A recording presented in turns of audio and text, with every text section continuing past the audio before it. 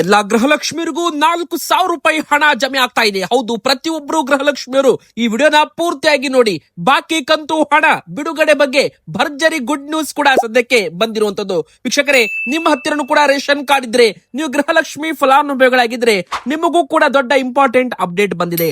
ಇನ್ನು ಅನ್ನಭಾಗ್ಯ ಫಲಾನುಭವಿಗಳಾದ ಎಲ್ಲಾ BPL card ಇದ್ದವರಿಗೆ ಇಂದಿರಾ ಕಿಟ್ ವಿತರಣೆ ಯಾವಾಗ್ಲಿಂದ ವಿತರಣೆ ಮಾಡ್ತಾರೆ. ಅಂದ್ರೆ ಅಕ್ಕಿ ಜೊತೆಗೆ ಯಾವೆಲ್ಲ ವಸ್ತುಗಳು ನಿಮಗೆ ಸಿಗುತ್ತೆ ಅದನ್ನು ಕೂಡ ನೋಡೋಣ. ಹೊಸ ನಿಯಮದ ಬಗ್ಗೆನೂ ಕೂಡ ಅಪ್ಡೇಟ್ ನೋಡೋಣ ವೀಕ್ಷಕರೇ. ಇನ್ನು ಗ್ಯಾಸ್ ಸಿಲಿಂಡರ್ ಮಿತವಾಗಿ ಬಳಸಬೇಕಾ? ಗ್ಯಾಸ್ ಸಿಲಿಂಡರ್ ಮನೆಯಲ್ಲಿ ಇದ್ದವರು ವಿಡಿಯೋನ ಪೂರ್ತಿಯಾಗಿ ಕೊನೆ ತನಕ ನೋಡಿ. ನಿಮಗೆ 4 ದೊಡ್ಡ ಬ್ರೇಕಿಂಗ್ ನ್ಯೂಸ್ ಅಂತಾನೆ ಹೇಳ್ಬಹುದು. ಹೋರ್ಮಜ್ ಜಲಸಂಧಿ ಈಗ ಮತ್ತಷ್ಟು ಉದ್ವಿಗ್ನವಾಗ್ತಾ ಇದೆ. ಗ್ಯಾಸ್ ಸಿಲಿಂಡರ್ ಸಮಸ್ಯೆ ಮತ್ತಷ್ಟು ಉಲ್ಬಣವಾಗುತ್ತಾ 14 ದಿನಗಳ ಕದನ ವಿರಾಮ ಮುಕ್ತಾಯ. ಏನ್ ಬೇಕಾದ್ರೂ ಆಗ್ಬಹುದು. ಇನ್ನು 2 ದಿನದಲ್ಲಿ ಅಮೆರಿಕ ಭೀಕರ ದಾಳಿ ಮಾಡಬಹುದು ಅಂತ ಹೇಳಲಾಗ್ತಾ ಇದೆ.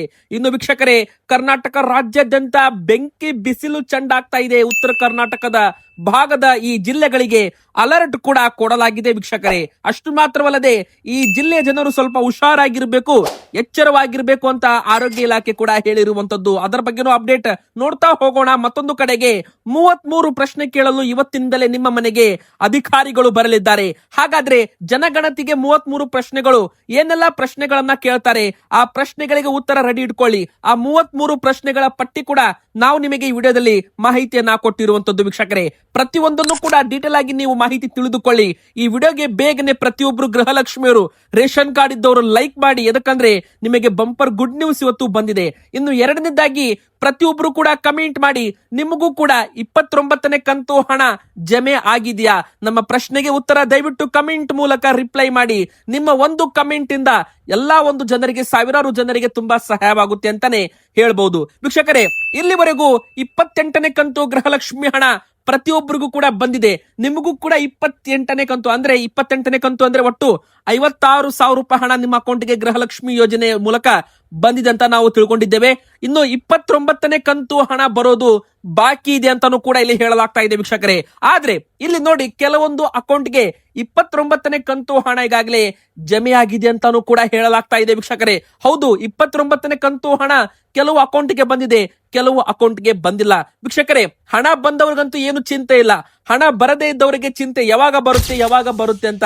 ಯಾರೂ ಕೂಡ ಚಿಂತೆ ಮಾಡಬಾರದು. ಎದಕ್ಕಂದ್ರೆ ನೋಡಿ, 28ನೇ ಕಂತು ಹಣ ನಿಮಗೆ ಬಂದಿದೆ ಅಂದ್ರೆ 29 ಕಂತು ಬರುತ್ತೆ, 30 ಕಂತು ಕೂಡ ಬರುತ್ತೆ.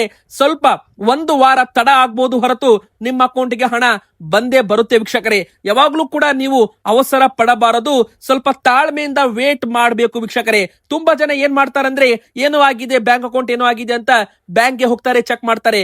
ನೋಡಿ, ನೀವು ಮನೆಯಲ್ಲೇ ಕುಳಿತು ಡಿಬಿಟಿ ಆಪ್ ಮೂಲಕ ಗೃಹಲಕ್ಷ್ಮಿ ಹಣ ಜಮೆ ಆಗಿದೆಯಲ್ವ ಅಂತಾನು ಕೂಡ ಸ್ಟೇಟಸ್ ನೀವು ಚೆಕ್ ಮಾಡ್ಕೋಬಹುದು. ಹೀಗಾಗಿ ಪ್ರತಿಯೊಬ್ರು ಕೂಡ ಡಿಬಿಟಿ ಆಪ್ ಮೂಲಕ ನಿಮ್ಮ Aadhaar card, ration card number ಹಾಕಿ ಗೃಹಲಕ್ಷ್ಮಿ ಯೋಜನೆ ಚಾಯ್ಸ್ ಮಾಡಿ ಅಲ್ಲಿ ನಿಮ್ದು ಎಲ್ಲ ಡೀಟೇಲ್ ನೀವು ನೋಡಬಹುದು.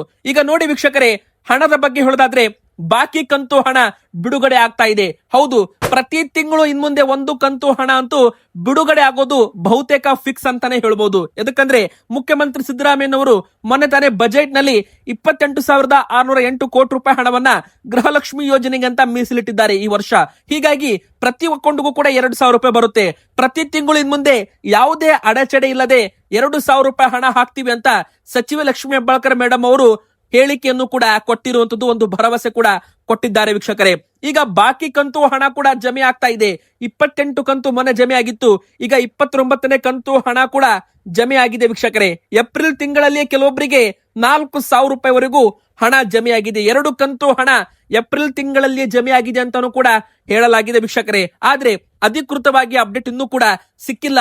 ಆದ್ರೂ ಕೂಡ ಕೆಲವೊಬ್ರು ಕಮೆಂಟ್ ಮಾಡೋದು ನೋಡಿದ್ರೆ 29ನೇ ಕಂತು ಹಣ ಈಗ ಜಮೆ ಶುರು ಆಗಿದೆ. ಅಂದ್ರೆ ನಿಮ್ಮ ಅಕೌಂಟ್ಗೆ ಹಣ ಬರ್ಬೇಕಂದ್ರೆ ತಾಲೂಕ್ ಪಂಚಾಯತ್, ಜಿಲ್ಲಾ ಪಂಚಾಯತ್ ಮೂಲಕ ಬರ್ಬೇಕಂದ್ರೆ ಇಲ್ಲಿ 12-13 ದಿನ ಬೇಕಾಗುತ್ತೆ ವೀಕ್ಷಕರೇ. ಇನ್ನು 5-6 ದಿನದಲ್ಲಿ ಮತ್ತೊಂದು ಕಂತಿನ ಹಣ ಕೂಡ ನಿಮಗೆ ಜಮೆ ಆಗುತ್ತೆ. ನಂತರ ಮೇ ತಿಂಗಳ ಮೊದಲ ವಾರದಲ್ಲಿ ಮತ್ತೆ 1 ಕಂತಿನ ಹಣ ಜಮೆ ಆಗುತ್ತೆ ವೀಕ್ಷಕರೇ, ಬಿಡುಗಡೆ ಆಗುತ್ತೆ. ಮೇ 2ನೇ ವಾರದಲ್ಲಿ ಮತ್ತೆ 1 ಕಂತು ಹಣ ನಿಮಗೆ 2,000 ರೂಪಾಯಿ ಜಮೆ ಆಗುತ್ತೆ ಅಂತಾನೆ ಹೇಳ್ಬೋದು. ಮತ್ತೆ ಗೃಹಲಕ್ಷ್ಮಿಯರಿಗೆ ಒಂದು ಹೊಸ ಅಪ್ಡೇಟ್ ಏನಪ್ಪಾ ಅಂದ್ರೆ, ಪ್ರತಿಯೊಂದು ಗೃಹಲಕ್ಷ್ಮಿಯವರು ಕೂಡ ಬ್ಯಾಂಕ್ ಅಕೌಂಟ್ಗೆ ಆಧಾರ್ ಸೀಡಿಂಗ್ ಅನ್ನ ಮಾಡಿಸಿರ್ಬೇಕು. ಮತ್ತೆ ನಿಮ್ಮ ಬ್ಯಾಂಕ್ ಅಕೌಂಟ್ಗೆ ಆಧಾರ್ ಪ್ಯಾನ್ ಕಾರ್ಡ್ ಕೂಡ ಲಿಂಕ್ ಆಗಿರ್ಬೇಕು ಅಂತ ಇಲ್ಲಿ ಹೇಳಲಾಗಿದೆ. ಒಂದು ವೇಳೆ ನಿಮ್ಮ ಅಕೌಂಟ್ಗೆ ಬ್ಯಾಂಕ್ ಅಕೌಂಟ್ ಅಲ್ಲಿ ಏನಾದ್ರೂ ಆಧಾರ್ ಪ್ಯಾನ್ ಕಾರ್ಡ್ ಲಿಂಕ್ ಆಗಿಲ್ಲ ಅಂದ್ರೆ ನಂತರ ಸಮಸ್ಯೆ ಕೂಡ ಆಗ್ಬಹುದು ವೀಕ್ಷಕರೇ. ಅಂದ್ರೆ ವೆರಿಫಿಕೇಶನ್ ಫೇಲ್ ಕೂಡ ಆಗ್ಬಹುದು. ಬ್ಯಾಂಕ್ ಅಕೌಂಟ್ ಸಮಸ್ಯೆ ಅಂದ್ರೆ ಆಧಾರ್ ಸೀಡಿಂಗ್ ನಿಮ್ಮ ಬ್ಯಾಂಕ್ ಅಕೌಂಟ್ಗೆ ಆಗಿಲ್ಲ ಅಂದ್ರೆ ನಿಮ್ಮ ರೇಷನ್ ಕಾರ್ಡ್ ಅಲ್ಲಿ ನೀವು ಯಜಮಾನಿ ಸ್ಥಾನದಲ್ಲಿದ್ದು ಹೆಸರು ಮಿಸ್ ಮ್ಯಾಚಿಂಗ್ ಇದ್ರೆ ಅವಾಗ್ಲೂ ಕೂಡ ನಿಮಗೆ ಹಣ ಬರೋದು ಸ್ವಲ್ಪ ತಡವಾಗಬಹುದು ಅಂತ ಹೇಳಲಾಗಿದೆ.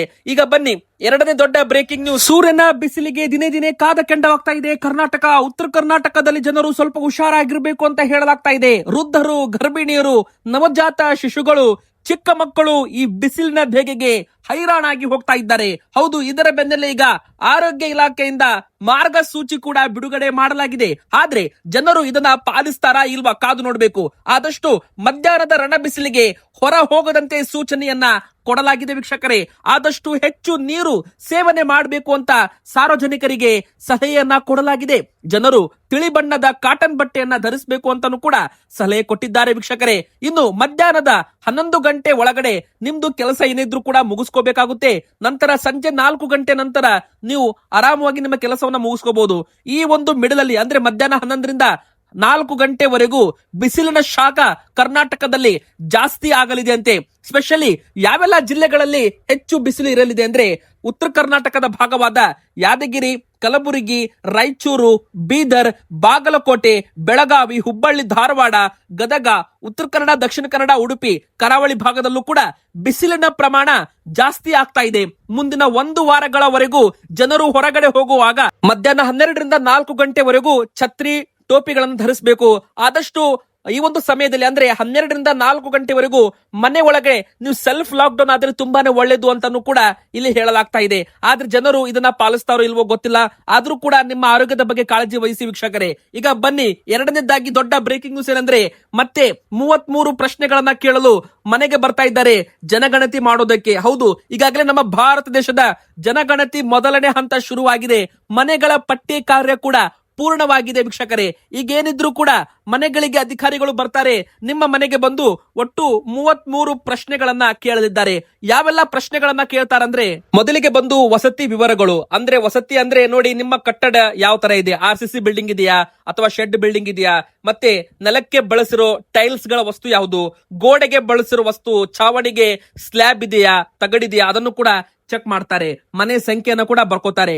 ನಂತರ ಎರಡನೇದಾಗಿ ಮನೆಯ ಸಂಯೋಜನೆ ಬಗ್ಗೆ ಪ್ರಶ್ನೆಗಳನ್ನ ಭಾಗ 2ರಲ್ಲಿ ಕೇಳ್ತಾರೆ. ಅಂದ್ರೆ ಮನೆಯಲ್ಲಿ ಒಟ್ಟು ಎಷ್ಟು ವ್ಯಕ್ತಿಗಳ ಸಂಖ್ಯೆ ವಾಸ ಮಾಡ್ತೀರಾ, ಮನೆಯ ಮುಖ್ಯಸ್ಥರ ಹೆಸರು ಆಗಿರ್ಬೋದು, ಯಾವ ಜಾತಿಗೆ ಸೇರಿದವರು ಅಂದ್ರೆ SC ST ಇತರರಿಗೆ ಸೇರಿದ್ರಾ, ಅಥವಾ ಮನೆಯ ಮಾಲೀಕತ್ವ ಸ್ಥಿತಿಯನ್ನು ಕೂಡ ಕೇಳಲಿದ್ದಾರೆ. ಮನೆಯಲ್ಲಿ ಎಷ್ಟು ಕೊಠಡಿಗಳಿದ್ದಾವೆ ಅದನ್ನು ಕೂಡ ಕೇಳ್ತಾರೆ.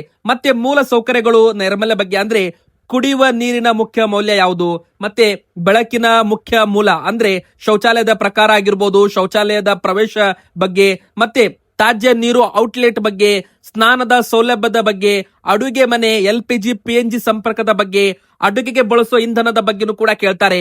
ಇನ್ನು ಸಂಪರ್ಕಗಳ ಬಗ್ಗೆ ಮತ್ತೆ ನೀವು ಟಿವಿ ಹೊಂದಿದ್ದೀರಾ, ಲ್ಯಾಪ್ಟಾಪ್, ಇಂಟರ್ನೆಟ್, ಟಿವಿ, ಕಂಪ್ಯೂಟರ್ ಈ ತರ ವಸ್ತುಗಳು ನಿಮ್ಮ ಮನೇಲಿ ಇದ್ದಾವ, ದೂರವಾಣಿ ಸಂಖ್ಯೆ, ಮೊಬೈಲ್ ಫೋನ್ ಇದೆಯಾ, ಮತ್ತೆ ಸ್ಕೂಟರ್, ಮೋಟಾರ್ ಸ್ಕೂಟರ್ ಅಥವಾ ಕಾರ್ ಅಥವಾ ಇದೆಯಾ, ಈ ತರ ಪ್ರಶ್ನೆಗಳನ್ನು ಕೂಡ ಕೇಳಲಿದ್ದಾರೆ ವೀಕ್ಷಕರೇ. ಕೂಡ ಸರಿಯಾದ ಉತ್ತರ ಕೊಟ್ಟು ಜನಗಣತಿ ಯಶಸ್ಸು ಮಾಡಬೇಕು ಅಂತ ಕೇಂದ್ರ ಸರ್ಕಾರ ಹೇಳಿದೆ. ಈಗ ಬನ್ನಿ ಕೊನೆಯದಾಗಿ ಸ್ಟೇಟ್ ಆಫ್ ಹಾರ್ಮೋಸ್ ಈಗ ಮತ್ತೆ ಬಂದ್ ಆಗೋ ಭೀತಿ ಶುರುವಾಗಿದೆ. ಎದಕ್ಕಂದ್ರೆ ಅಮೆರಿಕ ಇರಾನ್ ನಡುವಿನ ಯುದ್ಧ ಈಗ ನೇರವಾಗಿ ದೇಶಗಳ ಬಿಟ್ಟು ಹಾರ್ಮೋಸ್ ಮೇಲೆ ಬಿದ್ದಿದೆ. ನೋಡಿ, ಮೊದಲು ಇರಾನ್ ದೇಶದ ಮೇಲೆ ಅಟ್ಯಾಕ್ ಮಾಡಿದ್ರು ಅಮೆರಿಕ ದೇಶದವರು. ನಂತರ ಈ ಒಂದು ಇರಾನ್ ದೇಶದವರು ಏನ್ ಮಾಡಿದ್ರು, ಇರಾನ್ ದೇಶದವರು ಹೋರ್ಮಜ್ ಜಲಸಂಧಿ ಬಂದ್ ಮಾಡಿದ್ರು. ಈ ಬಂದ್ ಮಾಡಿದ ಪರಿಣಾಮ ಭಾರತದಲ್ಲಿ ಅಡುಗೆ ಅನಿಲ, ಗ್ಯಾಸ್ ಸಂಪರ್ಕ ಇನ್ನೂ ಕೂಡ ಸಮಸ್ಯೆ ಇದೆ. ನಿಮಗೆಲ್ಲ ಗೊತ್ತೇ ಇದೆ ನಮ್ಮ ಭಾರತದಲ್ಲಿ, ಕರ್ನಾಟಕದಲ್ಲಿ ಗ್ಯಾಸ್ ಸಿಲಿಂಡರ್ ಸಮಸ್ಯೆ ಯಾವ ತರ ಆಗಿದೆ ಅಂತ. ಕೆಲವು ಹೋಟೆಲ್ ರೆಸ್ಟೋರೆಂಟ್ಗಳು ಬಂದ್ ಆಗೋ ಪರಿಸ್ಥಿತಿ ಕೂಡ ನಿರ್ಮಾಣವಾಗಿತ್ತು. ಆದ್ರೆ ಮತ್ತೆ ಸರಿಯಾಗಿತ್ತು. ಈಗ ಮತ್ತೆ ಇದೇ ಒಂದು ಭೀತಿ ಶುರುವಾಗಿದೆ.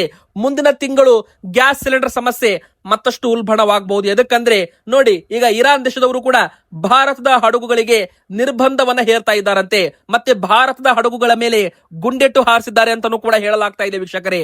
ಹೀಗಾಗಿ ಜಲಸಂಧಿ ಮಾರ್ಗದ ಮೂಲದ ಹಾಸು ಬರುವ ಈ ಒಂದು ಅಡುಗೆ ಅನಿಲ, ಕಚ್ಚಾ ತೈಲ ಪೂರೈಕೆ ಕಡಿಮೆ ಆಗ್ಬಹುದು ಅಂತಾನೂ ಕೂಡ ಹೇಳಲಾಗ್ತಾ ಇದೆ. ಆದ್ರೂ ಕೂಡ ಭಾರತದಲ್ಲಿ ಇನ್ನೂ ಕೂಡ ಕಚ್ಚಾ ತೈಲ, ಅಡುಗೆ ಅನಿಲಕ್ಕೆ ಏನು ಸಮಸ್ಯೆ ಇಲ್ಲ ಅಂತ ಕೇಂದ್ರ ಸರ್ಕಾರ ಸ್ಪಷ್ಟನೆ ಕೊಟ್ಟಿದೆ. ಆದ್ರೂ ಕೂಡ ಗ್ಯಾಸ್ ಸಿಲಿಂಡರ್ ಮಿತವಾಗಿ ಬಳಸಿ ಅಂತ ಈಗಾಗಲೇ ಆಹಾರ ಸಚಿವರು KH ಮುನಿಯಪ್ಪ ಅವರು ಜನರಿಗೆ ಮನವಿ ಕೂಡ ಇಲ್ಲಿ ಮಾಡಿರುವಂತದ್ದು. ಇನ್ನು ಎರಡನೇದಾಗಿ ಹೋಟೆಲ್ ಮಾಲೀಕರು, ಇನ್ನು ರೆಸ್ಟೋರೆಂಟ್ ಮಾಲೀಕರು, ಕಮರ್ಷಿಯಲ್ ಗ್ಯಾಸ್ ಸಿಲಿಂಡರ್ ಬಳಕೆದಾರರು ಪರ್ಯಾಯ ವ್ಯವಸ್ಥೆ ಅಂದ್ರೆ ಸೌದಿ ಒಲೆ ಆಗಿರ್ಬೋದು ಅಥವಾ ನೀವು ಎಲೆಕ್ಟ್ರಿಕ್ ಸ್ಟೋವ್ ಗಳನ್ನು ಕೂಡ ಬಳಸಬೇಕಾಗುತ್ತೆ ಅಂತ ಹೇಳಲಾಗಿದೆ ವೀಕ್ಷಕರೇ. ಈಗ ಬನ್ನಿ ಕೊನೆಯದಾಗಿ ಹೇಳ್ಬೇಕಂದ್ರೆ ರೇಷನ್ ಕಾರ್ಡ್ ಇದ್ದವರಿಗೂ ಕೂಡ ದೊಡ್ಡ ಬ್ರೇಕಿಂಗ್ ನ್ಯೂಸ್. ಒಟ್ಟು 14 ಲಕ್ಷ BPL ಕಾರ್ಡುಗಳು ಹಂತ ಹಂತವಾಗಿ ಬಂದ್ ಮಾಡಲಾಗುತ್ತಂತೆ. ಅಂದ್ರೆ ನೋಡಿ, ಮತ್ತೆ ಅನರ್ಹ ಕಾರ್ಡುಗಳನ್ನ ಪತ್ತೆ ಮಾಡಲಾಗಿದೆ. ಮೊನ್ನೆ ತಾನೇ ಸಾವಿರಾರು ಕಾರ್ಡುಗಳನ್ನ BPL ಕಾರ್ಡ್ಗಳನ್ನ APL ಕಾರ್ಡ್ಗೆ ಶಿಫ್ಟ್ ಮಾಡಿದ್ರು, ನಿಮಗೆಲ್ಲ ಗೊತ್ತೇ ಇದೆ. ನ್ಯಾಯಬೆಲೆ ಅಂಗಡಿಗೆ ಹೋದಾಗ ಗೊತ್ತಾಗಿದೆ ನಿಮ್ದು BPL ಕಾರ್ಡ್ ಬಂದ್ ಆಗಿದೆ ಅಂತ. ತುಂಬಾ ಜನರದ್ದು ಅಂದ್ರೆ ಲಕ್ಷಾಂತರ ಕಾರ್ಡು ಮೊನ್ನೆ ತಾನೇ BPL ಇಂದ APL ಕಾರ್ಡ್ಗೆ ಶಿಫ್ಟ್ ಆಗಿದ್ದಾವೆ. ಈಗ ಮತ್ತೆ 14 ಲಕ್ಷ ಕಾರ್ಡುಗಳನ್ನ ಪತ್ತೆ ಮಾಡಲಾಗಿದೆ. ಅಂದ್ರೆ ನೋಡಿ, 1 ವರ್ಷದಿಂದ 6 ತಿಂಗಳು 1 ವರ್ಷದಿಂದ ಪಡೆದುಕೊಂಡಿಲ್ಲ ನೋಡಿ, ಅವರದ್ದು BPL ಕಾರ್ಡು ಕೂಡ ಈಗ ರದ್ದು ಮಾಡಲಾಗ್ತಾ ಇದೆ ವೀಕ್ಷಕರೇ. ಅಂದ್ರೆ ಅವರ BPL ಕಾರ್ಡ್ ಬಂದ್ ಆಗ್ತಾ ಇದೆ. ಇನ್ನು ಎರಡನೇದಾಗಿ ಮುಖ್ಯವಾಗಿ ಸರ್ಕಾರಿ ನೌಕರರು, ತೆರಿಗೆ ಪಾವತಿ ಮಾಡ್ತಾ ಇದ್ದವರು, GST ರಿಟರ್ನ್ಸ್ ಮಾಡ್ತಾ ಇದ್ದವರು, ಬ್ಯಾಂಕ್ ಅಕೌಂಟ್ ಅಲ್ಲಿ ಲಕ್ಷಾಂತರ ರೂಪಾಯಿ ಟರ್ನ್ ಓವರ್ ಮಾಡ್ತಾರಲ್ಲ, ಇವರ ಒಂದು BPL ಕಾರ್ಡ್ಗೂ ಕೂಡ ಕುತ್ತು ಅಂತಾನೆ ಹೇಳ್ಬಹುದು ವೀಕ್ಷಕರೇ. ಇವರ BPL ಕಾರ್ಡು ಅನರ್ಹ ಕಾರ್ಡು ಅಂತ ಪತ್ತೆ ಮಾಡಲಾಗಿದೆ. ಸಾವಿರಾರು ರೂಪಾಯಿ ದುಡಿಯೋರು, ತಿಂಗಳಿಗೆ ಲಕ್ಷಾಂತರ ರೂಪಾಯಿ ದುಡಿಯೋರು ಕೂಡ BPL ಕಾರ್ಡ್ ಹೊಂದಿಕೊಂಡಿದ್ದಾರೆ. ಹೀಗಾಗಿ ಇಂಥವರನ್ನ ಪತ್ತೆ ಮಾಡಿ ಅವರ ಕಾರ್ಡುಗಳನ್ನ ಈಗ APL ಕಾರ್ಡ್ಗೆ ಶಿಫ್ಟ್ ಅನ್ನ ಮಾಡಲಾಗ್ತಾ ಇದೆ. ಒಟ್ಟು 1 ಅಲ್ಲ 2 ಅಲ್ಲ 14 ಲಕ್ಷ ಕಾರ್ಡುಗಳು ಅಂತ ಹೇಳಲಾಗಿದೆ. ಇನ್ನು ಎರಡನೇದಾಗಿ ಗುಡ್ ನ್ಯೂಸ್ ಏನಪ್ಪಾ ಅಂದ್ರೆ ಇಂದಿರಾ ಕಿಟ್ ವಿತರಣೆ ಪ್ರಾರಂಭವಾಗ್ತಾ ಇದೆ. ಹೌದು, ಪ್ರತಿಯೊಂದು BPL ಮತ್ತು ಅಂತ್ಯೋದಯ ಕುಟುಂಬಕ್ಕೆ ಒಂದು ಇಂದಿರಾ ಕಿಟ್, ಅಕ್ಕಿ ಬದಲಾಗಿ ಅಡುಗೆ ಎಣ್ಣೆ, ಉಪ್ಪು, ಸಕ್ಕರೆ, ತೊಗರಿಬೇಳೆ ಈ 4 ವಸ್ತುಗಳನ್ನು ಕೂಡ ಕೊಡೋದಾಗಿ ಈಗಾಗಲೇ ಘೋಷಣೆ ಮಾಡಲಾಗಿದೆ. ಕರ್ನಾಟಕ ರಾಜ್ಯಾದ್ಯಂತ ವಿತರಣೆ ಶುರುವಾಗಲಿದೆ ಅಂತ ಹೇಳಲಾಗಿದೆ. ಇವತ್ತಿಗೆ ಇಷ್ಟ ಆಗಿತ್ತು. ವಿಡಿಯೋ ಇಷ್ಟ ಆದ್ರೆ ಲೈಕ್ ಮಾಡಿ, ಚಾನೆಲ್ಗೆ ಸಬ್ಸ್ಕ್ರೈಬ್ ಆಗಿ.